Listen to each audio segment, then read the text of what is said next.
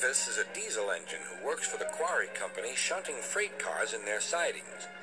She has 6 small wheels hidden by side plates just like Toby's. Mavis is young and full of her own ideas. She loves rearranging things too and began putting Toby's cars in different places every day. This made Toby cross. Freight cars, he grumbled, should be where you want them when you want them. Fiddlesticks, said Mavis and flounced away. At last, Toby lost patience. I can't waste time playing hunt the cars with you. Take them yourself. Mavis was pleased. Taking cars made her feel important. At the station, Diesel oiled up to her. Toby's an old fusspot, she complained. Diesel sensed trouble and was delighted. Toby says only steam engines can manage freight cars, continued Mavis. How absurd, squirmed Diesel. Depend upon it, Mavis. Anything steam engines can do, we diesels can do better. Diesel knew nothing about cars, but Mavis didn't realize this. Toby's line crosses the main road behind the station and for a short way follows a farm lane. Frosty weather makes the muddy lane rock hard and very slippery. Toby stops before reaching the lane.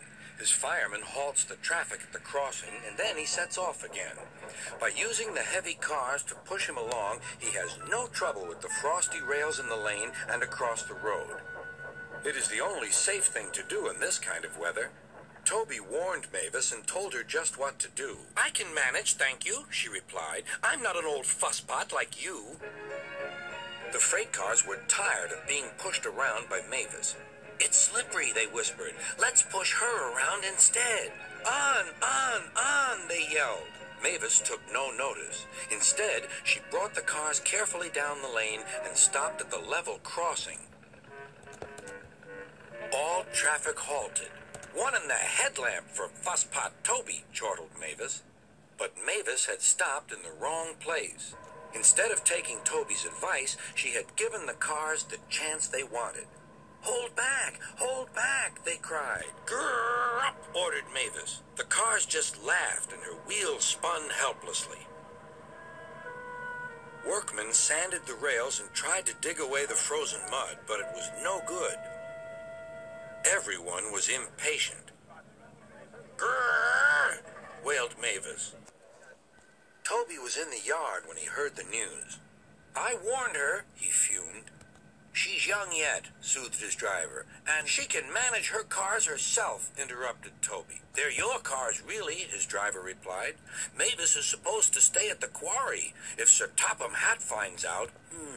Yes, said Toby thoughtfully. He and his driver agreed that it would be best to help Mavis after all. An angry farmer was telling Mavis just what she could do with her train. Having trouble, Mavis? Chortled Toby. I am surprised. Grosh, said Mavis.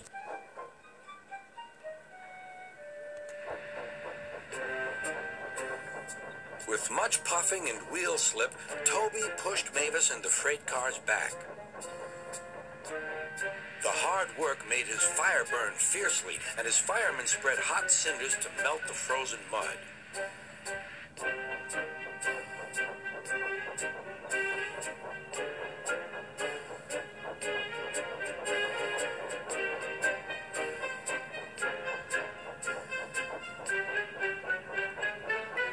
At last they finished.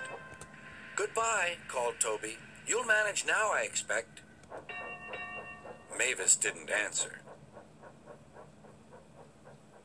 She took the cars to the sheds and scuttled home to the quarry as quickly as she could.